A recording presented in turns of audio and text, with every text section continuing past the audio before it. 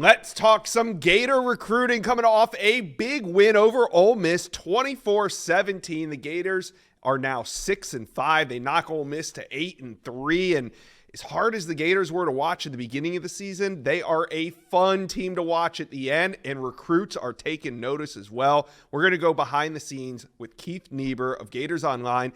Another crazy recruiting weekend for the Gators. Who saw this coming? But we're going to break it all down. All right, Gator fans, do me a favor. Hit the subscribe button. We're talking Florida Gator recruiting here at the On3 Recruits channel. We want you to be a part of it. Jump on board, hit subscribe. All right.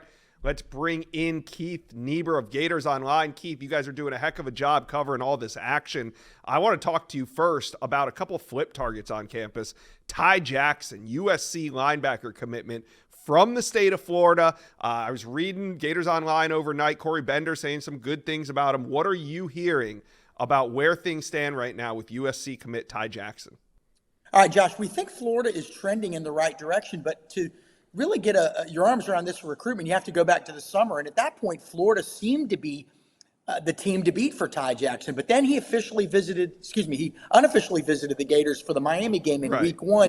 And Florida not only didn't play well, Josh, at the Swamp that day, but the young linebackers didn't play much. And that was a big deal to Ty because he wanted to know that he would have a chance to play early. And there's nothing better than seeing true freshmen play. Well, as the season has gone on, not only have the Gators picked up the pace, they're now 6-5 after a 1-2 start, but the younger linebackers, Miles Graham and Aaron Childs, are starting to play a good bit more. So not only did he then see Florida look good on Saturday at the Swamp in a big win over number 9 Ole Miss, he saw younger players making a big difference, not just DJ Lagway, not just Jaden Ball, the running back, but guys on defense and at linebacker. So I think that's been significant too. Meanwhile, USC hasn't had the season they had hoped for. Florida is playing much better. There's a lot more buzz about the program. And Josh, you know this, when there's more buzz about your program, you know that the NIL coffers are going to have more cash than if there's no buzz about your program. And when you start recruiting the elite guys, you have to factor that into the equation as well. So Florida appears to be in a stronger position than it was a week ago, 2 weeks ago, 3 weeks ago. And they may be able to pull this off. And Ty has always liked Florida. And his family has always liked Florida. They like the football elements, Josh, but they also like the academics side of it, including the Gator Made program, which is something that Florida does to kind of get you prepared for life after football. The family has mentioned that to me multiple times, that they like that Gator Made program.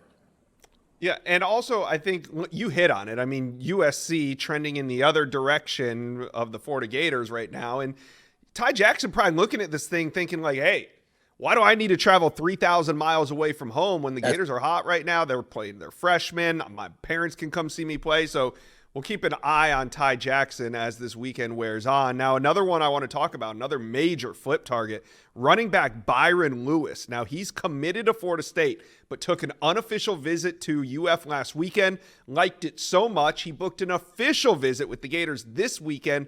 Byron Lewis, I know he's still on campus on that official visit, but do you think that this is somebody that the Gators could flip from the Florida State Seminoles? You know, Josh, I think Florida has a real chance with Byron Lewis, and there's a few reasons why.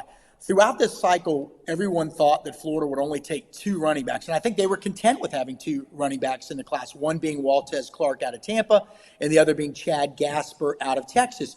But while Clark has had an outstanding season, Gasper has had some injuries, so he may not be ready to play next season. And if he is, he might not be at full strength. So even though Florida should have some good running backs returning in 2025, they want depth at that position. So the plan then became, hey, if you can get a third back and it's an outstanding back, you take him. And so they've locked in on Byron Lewis. Again, you mentioned that he visited Florida last week for the LSU game, had a great time. He's back this weekend for an official. And we were told going into this visit, it was already up to maybe 50-50. Yeah. And that if he had a good visit, it might be in that 75-25 range in favor of Florida. How could you not have a good visit at that game? That's right. He obviously had a great game day experience on Saturday. And also, here's one thing he mentioned after the LSU game. He told me, he said, I like that atmosphere of that SEC game.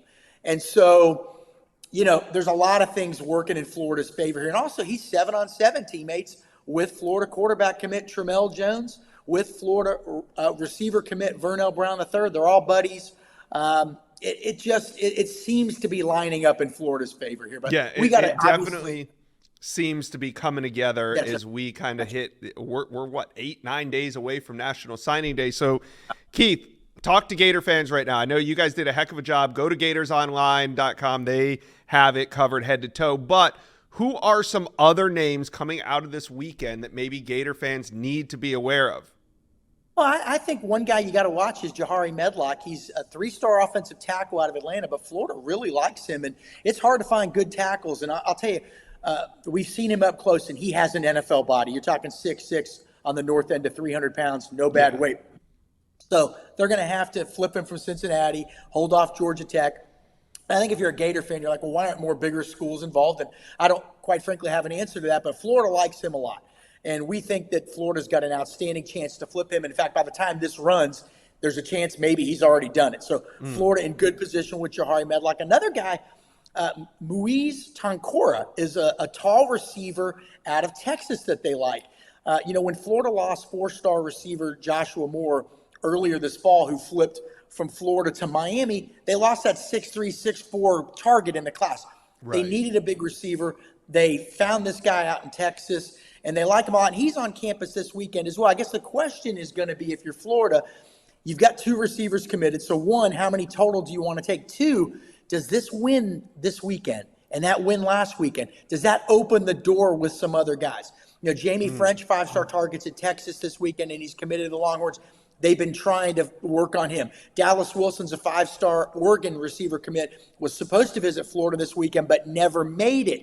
Are they going to continue to work on those guys? You can still bring them in next weekend, even though Florida is playing up in Tallahassee. Next Sunday is the last day before the dead period.